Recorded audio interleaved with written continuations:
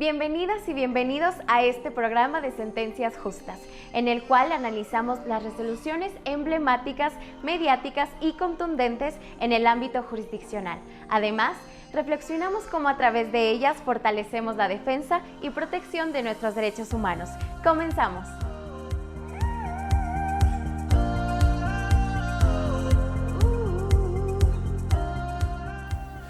Bienvenidas y bienvenidos a este programa Sentencias Justas, reflexiones de las y los juzgadores federales. Un programa que, como saben, está creado para que las personas juzgadoras nos acerquemos al público, tengamos un factor humano para que directamente podamos compartir la historia de las resoluciones que se emiten, tanto en forma presencial con el público que está en el auditorio, como también en redes sociales. Agradecemos, desde luego, la idea original de este programa del señor magistrado Froilán Muñoz Alvarado, el propio también director nacional de la JUFET, así como también la colaboración ardua y también bastante importante de la Comisión de Derechos Humanos del Estado de México, con su titular, la propia maestra Mirna García Morón. Una gran también trayectoria que se ha vivido en este propio programa es verificar que podamos nosotros compartir las resoluciones de esta naturaleza, sobre todo que tengan especial trascendencia en el factor de historia jurídica que ha habido en el país y que transforman de alguna manera el sistema jurídico mexicano. Agradecemos la presencia de las personas que están en este auditorio, les agradecemos desde luego su colaboración por estar, desde luego, verificando este panorama, que son, desde luego, bastante cuestiones importantes de este tipo de sentencias. Agradecemos también la presencia de las personas que nos ven en redes sociales, en los medios de difusión, para lograr la consecución de este programa y, desde luego, también la colaboración de la Universidad Autónoma del Estado de México. El día de hoy tenemos una invitada de lujo que no requiere mayor presentación, la magistrada Marisol Castañeda Pérez. Le agradecemos su presencia, magistrada. Hola, Iván, te saludo con mucho gusto a ti y a todo tu auditorio y agradezco muchísimo la invitación a la maestra Mirna García Morón, presidenta de la Comisión de Derechos Humanos del Estado de México, al magistrado Froilán Muñoz Alvarado, director de la JUFET, y por supuesto a ti. Muchas gracias, magistrada. Pues, ¿qué decir de nuestra invitada? La verdad es que tenemos una invitada de lujo, donde primeramente, para dar un aspecto de introducción, es doctora en Derecho, es integrante del Comité Académico de la Escuela Judicial, es incluso también candidata o fue candidata en su momento a ser consejera de la Judicatura Federal y, bueno, desde luego, la directora nacional de la Asociación de Juzgadoras del país. Entonces, nos enorgullece, es un honor tenerla aquí, magistrada. Y pues para conocer un poquito más de ella, vamos a ver la semblanza que preparamos para ello. Corre video.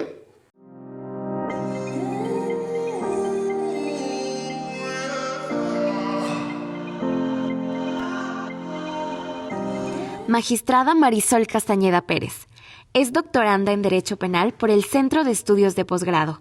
Es maestra en Derecho Constitucional por la Universidad de Barcelona y la Universidad de Guanajuato. Es maestra en Derecho Fiscal por la Universidad de León y licenciada en Derecho por la Universidad de Guanajuato. Ha realizado diversos estudios de preparación, capacitación y actualización en el Instituto de la Judicatura Federal, la Suprema Corte de Justicia de la Nación y la Universidad Anáhuac.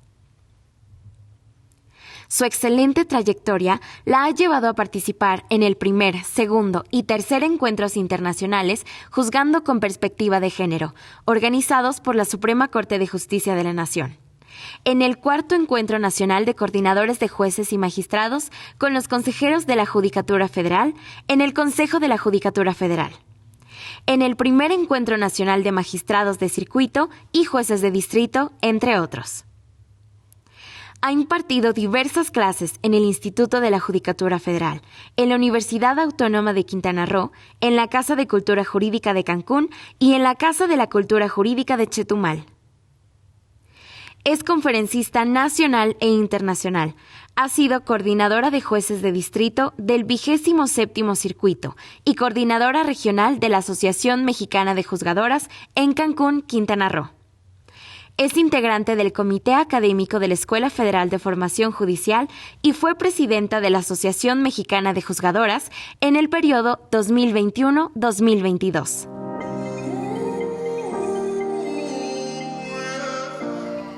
Pues un currículum bastante impresionante, bastante interesante y precisamente por ese perfil que es una persona muy estudiosa, es una persona que viene de la cultura del esfuerzo.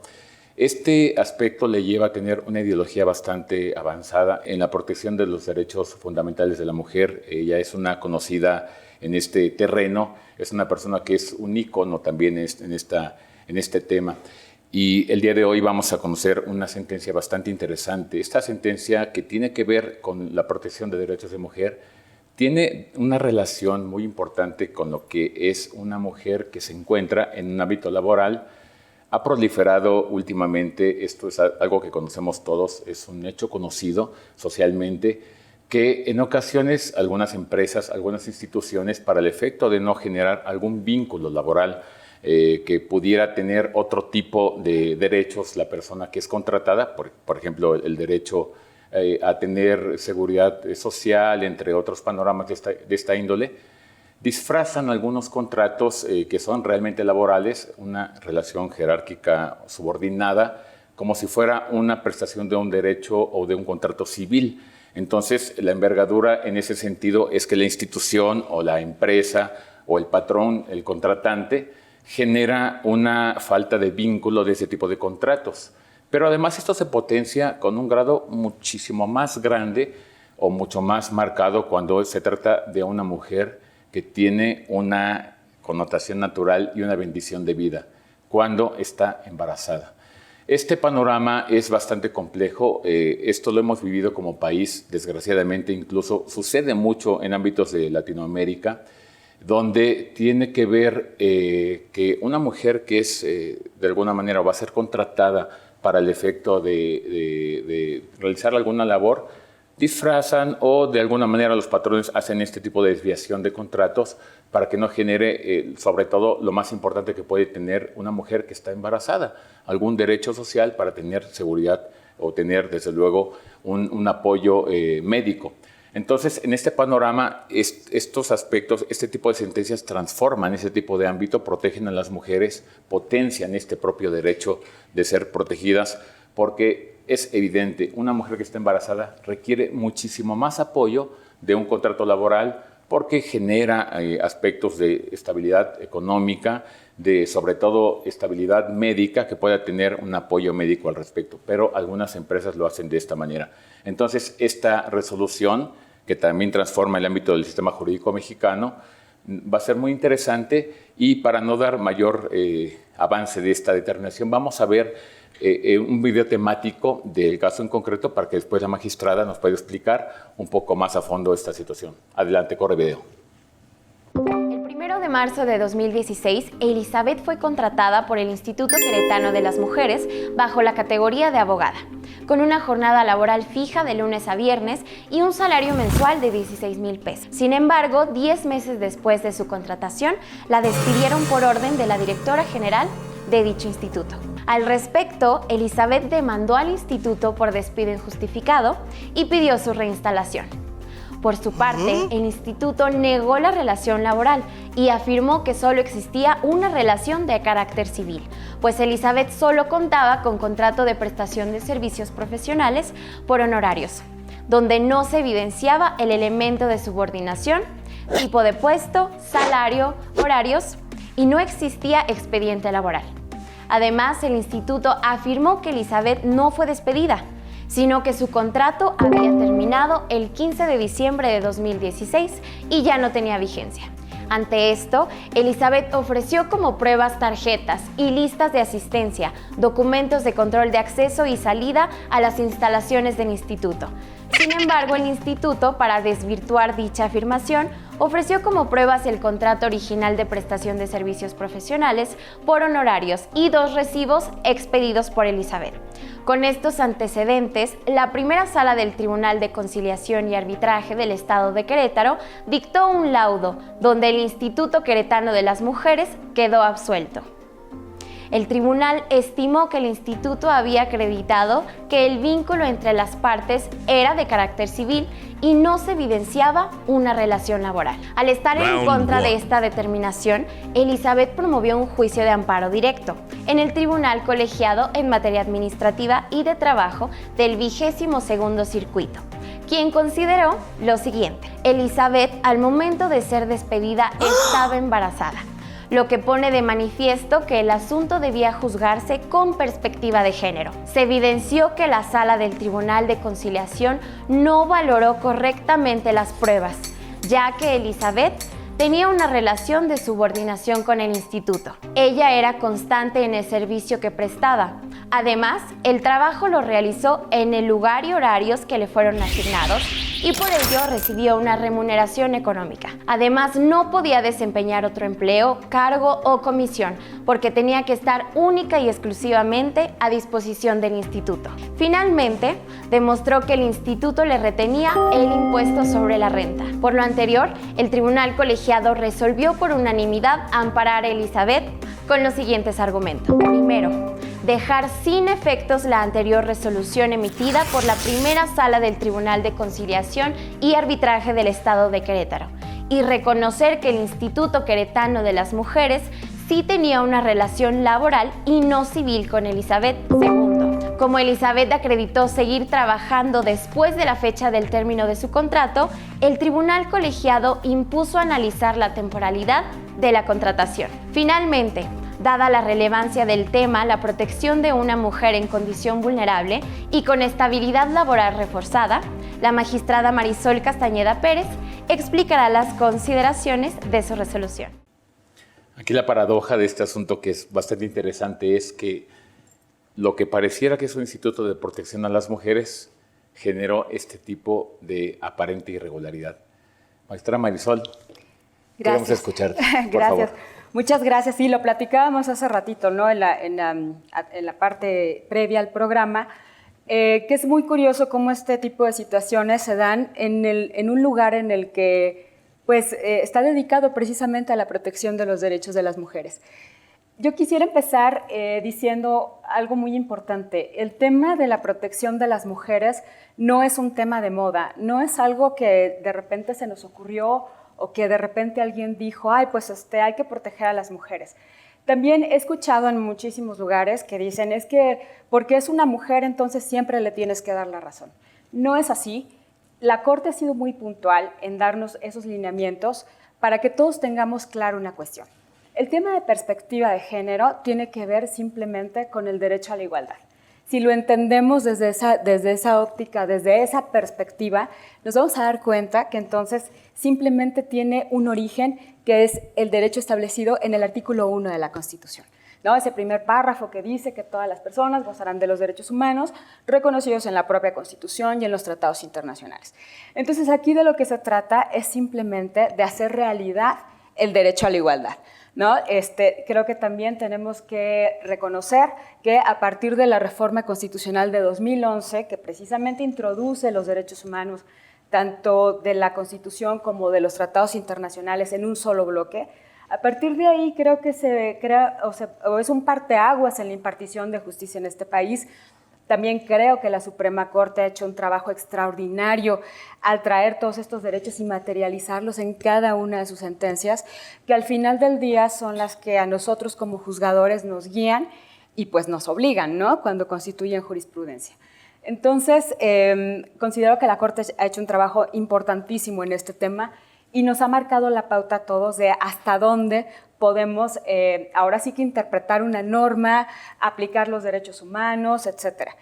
Yo recuerdo hace años cuando yo empecé en la carrera judicial, obviamente antes de la reforma constitucional, que la verdad todo era como muy cuadrado, era simplemente lo que dice la ley y si el supuesto encuadra en la ley, pues ahí está, ¿no? Como si fuera prácticamente una fórmula matemática.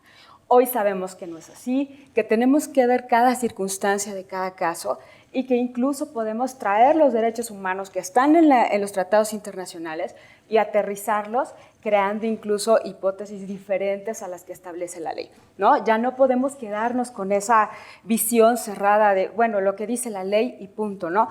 No sé si te acuerdas también, al final también tenemos códigos civiles en este país que fueron creados el siglo pasado y en esa medida pues tienen, la verdad es que conservan muchos conceptos que hoy por hoy sabemos que son violatorios de derechos humanos, ¿no? Hay un capítulo, todos los códigos civiles de este país tienen un capítulo o un listado de causales de divorcio, un listado de razones cuando una mujer tuviera derecho no a recibir una pensión alimenticia después de un divorcio. Y de lo que me acuerdo ahorita y lo tengo muy grabado es esa parte que decía que solo la mujer honesta que permaneciera libre de matrimonio podría seguir recibiendo una pensión, ¿no? Hoy sabemos que, bueno, honesta ¿para quién, no? ¿Quién puede definir el concepto de lo que es honestidad? Entonces, bueno, en este contexto es que afortunadamente, insisto, creo que estamos viviendo momentos de cambio muy importantes en los que hemos evolucionado muchísimo. Y un ejemplo de eso, pues, es precisamente esta sentencia, ¿no? Lo decías tú, Iván, cuando empezabas a hacer la presentación de esta sentencia, que era muy común que en los centros de trabajo ahora sí que se disfrazaran la realidad de lo que está sucediendo. ¿Para qué? Pues para que el patrón precisamente no tenga más obligaciones, no tenga obligaciones fiscales, no tenga obligaciones de seguridad social, en contra de los derechos humanos, por supuesto, de los trabajadores o de las trabajadoras. Entonces, bueno, la verdad es que es increíble porque este asunto no es como la excepción. Como este asunto hay muchísimos en todo el país y hoy por hoy seguimos teniendo personas que contratan a otras bajo determinadas condicionantes. Recuerdo que hace poco una persona que trabaja con nosotros en el tribunal nos contaba que antes de ingresar al tribunal había ido a pedir trabajo en su época de estudiante a una empresa. Había pasado ciertos controles porque hacían varios exámenes y la etapa final era una en la que le pedían un certificado de no gravidez, o sea, de que no estuviera embarazada. Si estaba embarazada, pues obviamente ya no la podían contratar, ¿no? A mí me lo pidieron, en mi primer trabajo que yo tuve, me pidieron un certificado de no gravidez. A todas nos lo pidieron en algún momento. Y la verdad es que eso obviamente es violatorio de tus derechos humanos, claro, ¿no? Incluso esta persona nos platicaba que habían ido con ella, habían hecho una cuestión más allá de solo pedirle el certificado, porque la habían pasado incluso a un laboratorio en donde le habían hecho una extracción de sangre para hacerle diferentes estudios, obviamente en contra de su voluntad y totalmente violando sus derechos humanos. Pero bueno, el caso que hoy tenemos el gusto de conversar y de compartir con ustedes, pues es precisamente el de una mujer que llega a trabajar a un instituto de protección de mujeres, es una abogada que pues ella entra a trabajar, le hacen un contrato de prestación de servicios, que es el que la parte demandada exhibe en el momento de que contesta la demanda. Y pues si tú ves el contrato, decía así, prestación de servicios profesionales. Si tú te quedas con el título, dices, bueno, pues es un contrato de prestación de servicios profesionales. Pero la verdad es que yo, desde el momento en que lo leí, dije, no, por supuesto que no, esto nada más tiene el nombre. Había de verdad, como unas 50 cláusulas de obligaciones para ella. O sea, tienes que estar en un horario de tal a tal hora, no puedes salir del horario de trabajo sin permiso, no puedes prestar tus servicios para otra persona, tienes que estar exclusivamente aquí, tienes que hacer una bitácora diaria de las personas que atiendes, dar seguimiento a las personas que llegan contigo, tienes que tomar cursos de capacitación, en fin, era un listado inmenso de obligaciones para ella. Otra de las cuestiones era que había 2 recibos, como se mencionó, había 2 recibos expedidos por ella de prestación de servicios profesionales y entonces simplemente si tú te quedas con estas 2 pruebas, insisto, y con el título, sin analizar propiamente lo que es el contrato, pues tú dices, claro, hay una prestación de servicios profesionales. Lo que a mí de inmediato me llamó la atención porque no lo narró en la demanda, pero sí recuerdo que lo había dicho en una de las audiencias, decía, es que yo en ese momento estaba embarazada. En el tiempo en el que ocurrió el despido, yo estaba embarazada. Y exhibe un acta de nacimiento de su hijita, que para ese tiempo ya había nacido, pero si tú comparabas o hacías un estudio del acta con el tiempo en el que había ocurrido, pues te dabas cuenta que efectivamente en ese tiempo estaba embarazada. Y decía ella, a mí me hacían firmar estos contratos, es cierto que yo los firmé, pero me hacían firmarlos y la verdad es que a mí no me quedaba de otra porque yo tenía que trabajar, yo necesitaba ese ingreso y pues yo no tenía forma de decirles que no lo firmaba porque de lo contrario pues simplemente me tenía que retirar, ¿no? Me llamó mucho la atención que en un principio como que todas estas cuestiones, incluso el tribunal que inicialmente conoció el asunto, ni siquiera les prestó atención, ¿no? Cuando ahora sabemos que el propio artículo 1 de la Constitución, en el último párrafo, que es lo que la Corte ha denominado las categorías sospechosas, pues nos dice, oye, pues si ves alguno de estos focos rojos, tienes que ver el asunto con otra perspectiva. En este caso, pues era muy claro, ¿no? Cuando ella dice, oye, yo estaba embarazada y yo ahora sí que no tenía otra opción más que firmarle los contratos, eso como que de entrada tenía que haber como llamado la atención, ¿no? Como ver esos focos rojos y decir, oye, lo tengo que ver desde otra perspectiva. No se vio así, simplemente se dijo, hay un contrato, hay unos recibos y pues bueno, hay una contratación, es un asunto civil y hay una contratación de prestación de servicios profesionales. Les digo, a mí me llamó mucho la atención primero esta parte y que se hubiera literalmente desdeñado o no, ni siquiera se tomó en cuenta.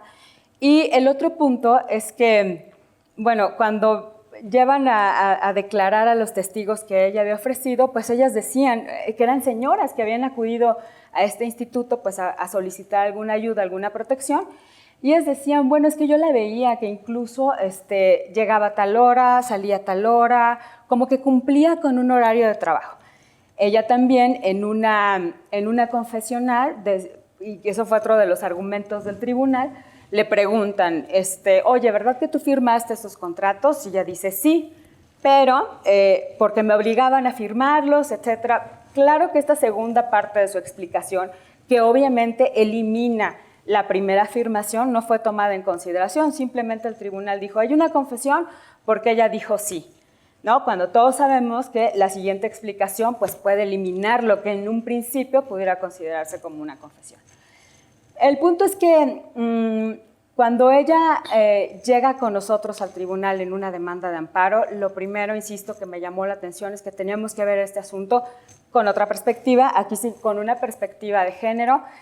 Me llamó la atención, insisto, el contenido de las cláusulas, que era de verdad un listado impresionante de obligaciones solamente para ella.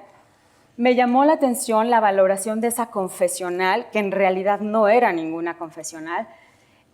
Obviamente la valoración de las testimoniales y también por ahí había una inspección que se había ofrecido en la que ella dijo, bueno, la ofrezco en relación con todos los trabajadores para que se vea que allí hay un contrato laboral, que exhiba todos los contratos de trabajo que existen en la institución. Y simplemente ahí, en el momento del desahogo de la inspección, dice el instituto, dice, no te lo puedo exhibir y no estoy obligado a lo imposible porque pues yo no te contraté, entonces yo no tengo tu contrato y no te lo puedo exhibir.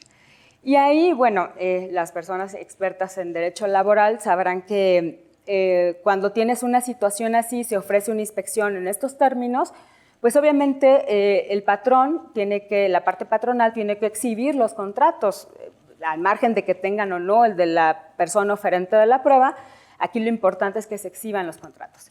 Aquí no se había exhibido ninguno, simplemente con la intención pues, de no incurrir, digamos, como en alguna contradicción, lo que legalmente daría origen a una presunción y, sin embargo, tampoco fue analizada en esos términos por parte del tribunal.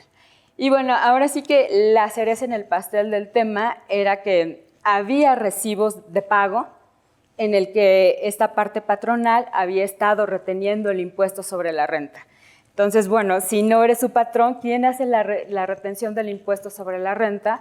Pues obviamente un patrón, ¿no? O sea, no tendría por qué hacer la retención del impuesto si simplemente era una contratación civil. no tenía ninguna razón de hacerlo y pues bueno, como que eso era todavía más significativo.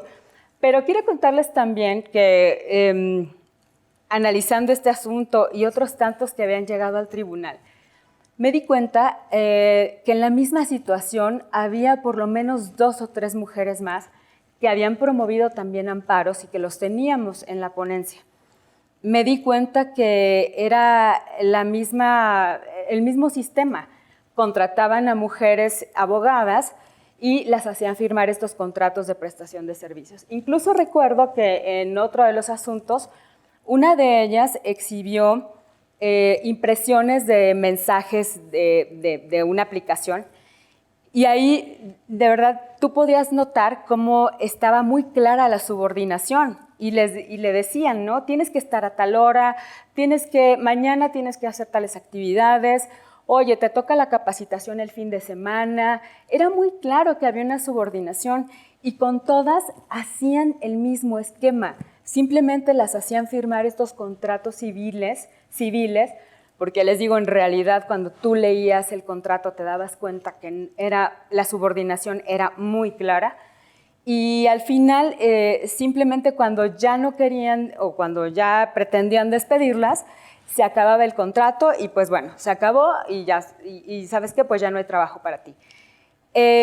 Lo paradójico del tema es como lo decías, Iván, al principio, que bueno, es un instituto que se dedica a la protección de los derechos de las mujeres, ¿no? Y en ese sentido parecería o parece muy incongruente que se estuvieran violando los derechos humanos de estas mujeres, en específico de esta en principio porque, como lo hemos puntualizado, pues era una mujer embarazada que obviamente ya necesitaba primero del trabajo, ¿no? De medios para subsistir, segundo de seguridad social, de prestación de servicios médicos y no solamente para ella, sino también para su bebé, que fue lo que en algún momento analizó ya hace algunos años la Suprema Corte cuando emitió este criterio en el sentido de que pues no era creíble que una mujer en estas circunstancias pues simplemente renunciara a su trabajo, ¿no? Ahora sí que cuando más necesitas el trabajo. Entonces, bueno, siguiendo todas estas líneas, siguiendo la línea de la jurisprudencia que la Corte ha emitido en relación con el tema, es que logramos hacer este primer asunto en el que pues, se otorgó la protección de la justicia de la Unión a esta persona. Se dijo tajantemente que era muy claro que no se trataba de un contrato civil, sino verdaderamente de un contrato laboral, que existía una relación laboral y que, bueno, tendrían que asumir, ¿no?, las consecuencias de una relación de esta naturaleza. Porque, pues sí, al final del día lo que se puede percibir es que se trata de no tener obligaciones y de restringir los derechos de estas mujeres. Entonces, bueno, creo que este tipo de sentencias tienen que constituir un precedente, no nada más en el tribunal que emite una resolución así, sino también para los demás, ¿no?, que tienen asuntos similares. Insisto, la Corte creo que ha hecho un trabajo muy importante en relación con estos temas, nos ha establecido lineamientos muy importantes y muy puntuales sobre los temas y que nos ha permitido entonces a nosotros también como una libertad de, digamos, de configurar todos estos temas, aterrizarlos y lograr la protección de todas las personas. Muchas gracias. Está muy interesante, Marisol, el caso y dijiste algo muy, muy trascendental. La Suprema Corte ha definido en diferentes jurisprudencias, tesis, lo relativo a potenciar los derechos de personas vulnerables. En este caso en particular, bueno, habría primeramente un aparente desvínculo del instituto contratante para que no hubiera una relación laboral, que sí la había de facto. Y por otro lado, habría algo, como dices, falta de congruencia bajo reglas de lógica incluso, de cómo es posible que una mujer que requiere un apoyo médico, un servicio médico, va a renunciar. Claro. Este panorama nos gustaría mucho que hablaras, o me gustaría mucho que hablaras sobre un tema que tocaste en tu sentencia que me gustó mucho. Hablamos ya de una relación laboral. Allí, en esa relación laboral, hay una mujer que está embarazada. Esto genera una estabilidad laboral reforzada. Ese panorama es una figura que vislumbró la Suprema Corte, pero que pocos conocen. ¿Pudieras darnos un poco de mayor información al respecto? Sí, por supuesto, era un poco de lo que ya les hablaba. Porque en esta situación no nada más están en juego los derechos de esta mujer, sino también ya de esa persona, ¿no?, que está por nacer. Ya vienen inmiscuidos estos derechos y entonces ya la situación ya está colocada en una situación vulnerable. Insisto, esto que la Corte ha llamado las categorías sospechosas que están en el último párrafo del artículo 1 de la Constitución, que nos dice, oye, cuando tengas este tipo de situaciones, pues se te tienen que encender los foquitos, ¿no? Tienes que voltearlo a ver con otra perspectiva y tienes que hacer lo necesario para hacer la protección extensiva, no nada más a esta persona, en este caso también ya a un bebé que, bueno, cuando llegó a nosotros el asunto, pues finalmente ya hasta había nacido, ¿no? Ya tenía derechos obviamente reconocidos y la Corte nos ha enseñado eso, que tenemos que ser proteccionistas de estos grupos vulnerables, entre los que se encuentran obviamente los menores de edad, por una cuestión muy natural, ¿no? Los menores de edad necesitan de la protección de todas y todos porque ellos mismos no pueden en este momento hacer valer por sí mismos sus derechos, ¿no? Entonces tenemos que esperar a que adquieran la mayoría de edad para que ellos mismos puedan hacer valer sus derechos. Mientras no sea así, a nosotros como sociedad, como los papás, en fin, en cualquier estado en el que te encuentras, tienes que velar por los derechos de estos menores. Es una obligación que también nosotros tenemos como personas juzgadoras. En ningún caso es permisible decir que podemos hacer a un lado esta circunstancia. Al contrario, estamos absolutamente obligados, incluso en un sentido muy amplio, hasta hablando incluso de recabar pruebas, de analizar en conjunto toda la legislación local y toda la legislación internacional. En fin, tenemos la verdad nosotras como personas juzgadoras un gran compromiso en relación con ellos. Este último tema que tocaste que es novedoso en el sentido del derecho, de cómo lo aplica un juzgador o cómo tiene que llevar a cabo su función como juzgador.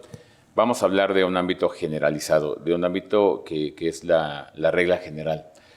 El juzgador es como si fuera un árbitro en un partido de fútbol que solamente va a apreciar el partido y solamente va a hacer que se cumplan las reglas del juego, pero de alguna manera no va a agarrar el balón y a jugar. Pero cuando tenemos un panorama, lo dijiste muy bien, de categorías sospechosas, de grupos vulnerables, la situación cambia. Por ejemplo, lo voy a traer un poco en el ámbito penal para aterrizarlo un poco en el laboral. Cuando hablamos de un sistema acusatorio, el juzgador no tiene ningún tipo de facultades para poder investigar. Se llama en materia penal las diligencias o las pruebas para mejor proveer. Algo no queda claro e investigo como juzgador. Eso está prohibido porque somos pasivos en la recepción de pruebas.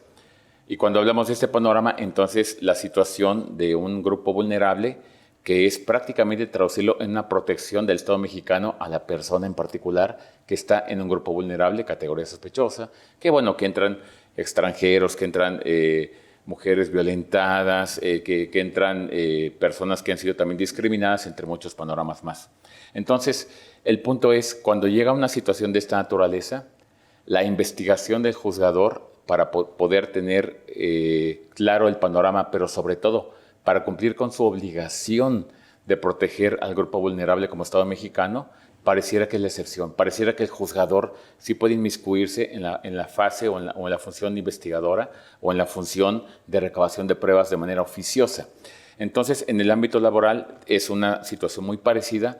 Sin embargo, pareciera que ante este panorama, que es un grupo vulnerable, podría haber alguna excepción. ¿Nos podrías decir un poco de eso? Claro, fíjate, y también aquí lo curioso es que en materia laboral las personas trabajadoras siempre tienen como esta protección más amplia, ¿no? Históricamente, incluso la Ley Federal del Trabajo ha establecido unas cargas probatorias distintas a las que vemos en materia penal o en materia civil, precisamente porque se considera una clase vulnerable a la clase trabajadora frente a la patronal, ¿no? Entonces, por eso las cargas probatorias son distintas. Entonces, ya desde ahí se supone que nosotros como personas juzgadoras tenemos ya una obligación de ver las cosas desde otra perspectiva. Pero bueno, si a esto le agregas el tema, insisto, de que se trata de una mujer, de que se trata de una mujer embarazada, entonces ya la colocas en esta categoría sospechosa, en esta situación vulnerable, que te obliga aún más, hablemos, no sé, se me ocurre decir de una protección reforzada hacia esta situación, ¿no? Que al final creo que eso fue lo que sirvió como pauta en este asunto para empezar a ver la cuestión desde este tema. Y que sirvió como precedente, afortunadamente, para los demás asuntos que tuvimos, porque entonces ya teníamos muy claro para ese punto que la relación que se estaba ahí disfrazando era como una cuestión sistemática que se estaba realizando desde ahí, ¿no? Desde la propia parte patronal. Entonces eso afortunadamente nos dio la pauta para otorgar la protección también a las otras personas, que al final del día tampoco es que nos salimos del espacio, de la obligación que tenemos o de la restricción que pudiéramos tener como personas juzgadoras, porque, insisto, en materia laboral, para la parte trabajadora, pues siempre tenemos esta posibilidad, o más bien la obligación, ¿no?, de suplir la queja en todos los sentidos. Entonces, yo hablaba del tema probatorio también, incluso pensando un poco más allá de la materia laboral, porque afortunadamente ya no es así, como lo decías, Iván, hace rato, que nosotros como personas juzgadoras teníamos así como que no podíamos movernos de este espacio. No sé si te acuerdas que existía una frase muy común que decía: lo que no existe en el expediente no existe en el mundo. Y entonces creo que en ese sentido hubieron muchas violaciones de derechos humanos. La verdad histórica o la verdad de facto no coincidía con la verdad que se plasmaba en una sentencia, que es la verdad legal, ¿no? Entonces ahí había una distinción a veces muy importante, y las personas que al final del día son a las que están dirigidas estas sentencias, la sociedad en general, las personas que no se dedican a esto y que no tienen por qué saber cuáles son las particularidades del derecho, pero al final del día son a las personas las que resienten, ¿no?, estas sentencias, las que cargan con el sentido, con el peso de una resolución. Y en ese sentido tú podrías encontrar millones de ejemplos de personas que decían: oye, ¿cómo es posible que hayan resuelto tal cosa cuando la verdad es otra, ¿no? Y todo el mundo sabe que la verdad es otra, y al final se resuelve algo que nada que ver. Y entonces, bueno, ahí ya nos metíamos en el tema de, bueno, pero ¿qué se probó? Y si no se probó, y si no está en el expediente, no existe en el mundo, en fin. Creo que la labor de nosotros como juzgadores ha cambiado, y qué bueno. Creo que nuestro trabajo ya no es nada más sentarnos como espectadores a ver qué sucede. Hay materias en las que sí hay reglas muy específicas, como la materia penal, pero tenemos otras en las que sí tenemos ya esta apertura en la materia civil, la materia mercantil, la materia laboral, en la que, bueno, tenemos ya esta no solamente posibilidad, sino obligación, ¿no?, de ver la situación en un espectro mucho más amplio, incluso participar en la recabación de las pruebas, en el desahogo de las pruebas en algunas ocasiones. Y eso personalmente me parece fantástico, porque, insisto, ¿cuántas ocasiones no nos quedamos simplemente con lo que estaba ahí? A lo mejor hasta sabiendo, ¿no?, que tal vez en el fondo había otra cuestión, o te quedabas en el desahogo de la prueba en materia familiar, se me ocurre, ¿no? Y decías: oye, pero ¿por qué no le preguntan tal cosa, no? Yo quisiera que le preguntaran tal cosa, y tú como juez te quedabas simplemente ahí. Ahora sabes que puedes hacerlo, y pues creo que eso es un gran avance, porque al final del día el trabajo de nosotros pues es ese, proteger los derechos humanos de las personas. Finalmente, en cuanto a mi Marisol, solamente, bueno, el último informe de la OMS fue que en México, al menos 2019-2020, habría un incremento de bebés fallecidos por falta de atención médica. Estamos hablando de, según la estadística, más de 17.500 bebés. Entonces, a mí, desde luego, como ciudadano, me impacta que estas cuestiones estén proliferando. Me refiero en el sentido de generar ese tipo de contratos. Entonces, al menos en Querétaro, que es tu jurisdicción territorial, ¿has visto más casos de estos? Nos manejaste al menos 3, pero aparentemente esto puede ser sistemático. ¿Esto puede ser cierto? Sí, por supuesto. Yo pienso que desafortunadamente, además, como lo comenté al principio, no solamente se dan estas situaciones, sino que se sigue dando esta situación de te contrato, pero si me firmas un documento en blanco, ¿no? Porque después, el día que yo quiera, ahí le anoto que renunciaste. te contrato siempre que me traigas un certificado de que no estás embarazada. Y aunque parezca algo ilógico, aunque parezca algo irreal o que ya no existe, créanme, existe. Y seguramente muchas de las mujeres que nos están viendo sabrán o me darán la razón en ese sentido, de que todavía se pide una situación de estas, pues en amplia violación a los derechos humanos de las mujeres. Disfrazar los contratos creo que es algo desafortunadamente de lo más común y que, insisto, bueno, pues tiene que ver con la resistencia, ¿no?, de la parte patronal, pues otorgar los derechos que corresponden a las trabajadoras. Muy bien, Marisol. Pues no sé si en el auditorio presente tengan alguna pregunta para la magistrada, aprovechando que está aquí en este foro. Gracias, doctora. Después de escuchar su brillante exposición y el análisis tan exhaustivo que hizo en el caso concreto, mi pregunta viene en el sentido no estrictamente laboral, pero sí muy similar, en el tema de las responsabilidades administrativas. Cuando estas personas no están contratadas a través de estos contratos temporales, laborales, sino pertenecen propiamente a la administración pública, y el camino de acción por parte de la administración pública es empezar, no quisiera yo llamarlo un hostigamiento laboral, pero sí a través de la vía de las responsabilidades administrativas. ¿Considera usted que también esta sea una herramienta de violaciones sistemáticas a derechos laborales? Gracias por la pregunta. Sí, por supuesto que sí. Es también otra forma de violar y de no respetar los derechos laborales que realmente existen dentro de este tipo de relaciones. Es una forma, ¿no?, de decirle, bueno, si no te vas a tener una consecuencia incluso administrativa que puede derivar en alguna sanción importante hacia tu persona, hacia la labor que realizas, incluso impedirte en algún momento, ¿no?, prestar tus servicios en algún otro lugar, etcétera. Sí, por supuesto que creo que son herramientas que se utilizan o que se mal utilizan en violación de los derechos humanos de las personas trabajadoras.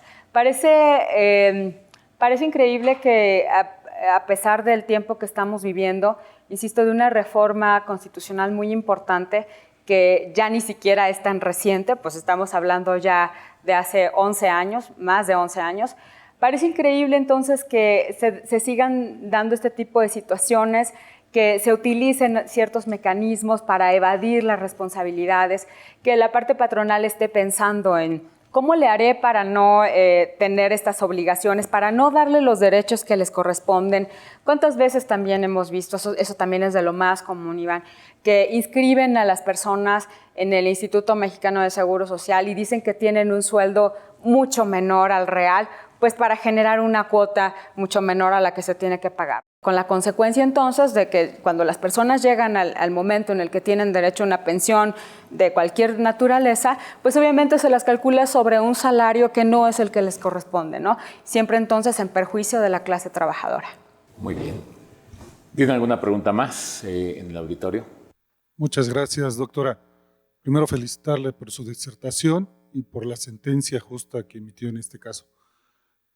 Creo que usted está siendo muy clara en sus argumentos y particularmente me causa preocupación lo que refiere de esa violación que muchos, incluso me queda claro que los abogados que esgrimieron la circunstancia de que una relación de trabajo era una cuestión de naturaleza civil. Esto también sucede en el ámbito familiar.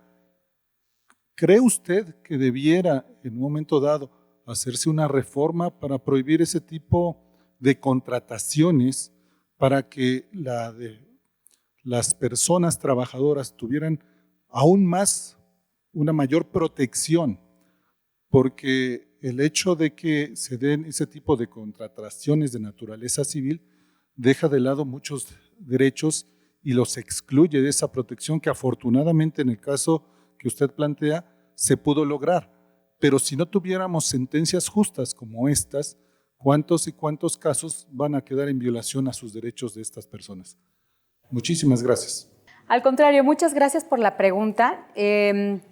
Más que una reforma, considero que lo importante sería como establecer un tipo de obligación, sobre todo para estos institutos, porque también hay un tema muy importante que ellos decían que en realidad ellos hacían estas contrataciones con recursos que venían del erario federal. Decían, no, es que nosotros ni siquiera tenemos recursos, ¿no? Y entonces ahí quedaba como la disyuntiva, ¿no? De decir, bueno, y es que si no hay ese espacio para que haya una reinstalación, ¿cómo le van a hacer, no? Pero entonces yo lo que pensaba, entonces están haciendo mal uso también de esos recursos, ¿no? Si los recursos te los dan para que hagas este tipo de contrataciones, sí, temporales, civiles, como sea, muy bien, bueno, pues ejércelos de esa forma, ¿no? Aquí los estaban ejerciendo, a mi modo de ver, o por lo menos lo que estaba ahí, de manera incorrecta, porque estaban haciendo una verdadera relación laboral, cuando, bueno, si el recurso estaba destinado de otra forma, pues incluso entonces ahí creo que hasta habría un tipo de responsabilidad distinta, ¿no? Creo también que al final del día todos estos temas de discriminación, porque todo eso redunda en un tema de discriminación, en este caso hacia estas mujeres, al final es un tema desafortunadamente histórico, con el que todas y todos hemos crecido. Yo lo he dicho en otros foros, desafortunadamente nosotros tenemos en el ADN incrustado el sistema patriarcal. La propia Corte lo ha dicho así expresamente en sus sentencias. Recuerdo un asunto muy bonito sobre un divorcio en el que se habían pactado cláusulas que también son bien comunes. La señora se queda en la casa mientras permanezca soltera, no reciba visitas masculinas, etcétera. Y al final ese asunto llega a la Corte y ahí se analiza el convenio de divorcio y se dice, oye, ¿cómo es posible que lo haya firmado el señor? Pues sí, porque era una forma de seguir ejerciendo su poder, incluso económico, en relación con esa persona, invadiendo incluso su libre desarrollo de la personalidad. ¿Ella por qué lo firmó? Pues porque también nosotras tenemos en el ADN el sistema patriarcal incrustado. Y el juez, ¿por qué lo aceptó? ¿Por qué lo validó? ¿Por qué lo elevó a la categoría de cosa juzgada? Pues por la misma razón, ¿no? Entonces, creo que también es un tema de reeducarnos como sociedad, es una obligación, creo que para nosotros que estamos viviendo esta época de transición, también lograr que desde nuestra casa, nuestros hijos, nuestras hijas, crezcan con otra visión, con otra perspectiva de género, de la igualdad. Y bueno, esperemos que sea un anhelo que se cumpla en no mucho tiempo, que las segundas, las terceras generaciones que vienen atrás de nosotros, pues ya vengan con otra ideología. Muy interesante el asunto, maestra Marisol. Sentencias que cambian, sentencias que hacen historia, sentencias que van transformando el sistema jurídico mexicano. Y esta no es la excepción. Entonces, no me queda más que decirte, maestra Marisol, gracias por emitir una sentencia justa. Gracias. Que pasen buen día. Muchas gracias.